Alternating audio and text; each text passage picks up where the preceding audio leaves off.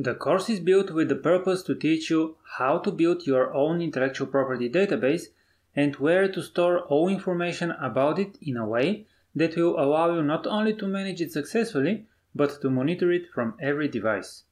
In most of the cases, obtaining intellectual property protection requires following different and sometimes long proceedings before the relevant official authorities.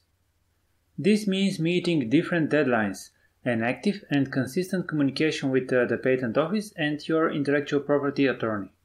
What's more, even after obtaining IP protection, most of these rights require some maintenance. For example, in the case of trademarks, their term of protection has to be renewed, or in the case of a patent, an annual fee has to be paid to the office. All of that requires a good knowledge about what you have, what the relevant databases are, and when you need to do something about it.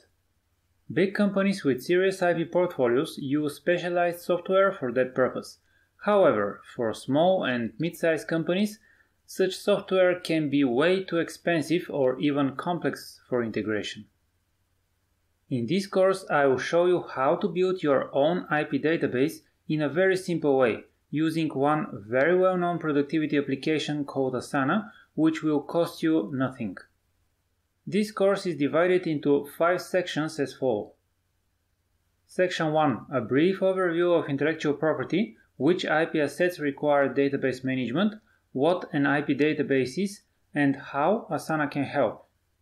In Section 2, First Steps in Asana, you will learn about the Asana application, how to use it, and the main available options it offers. Section 3. Create an intellectual property database.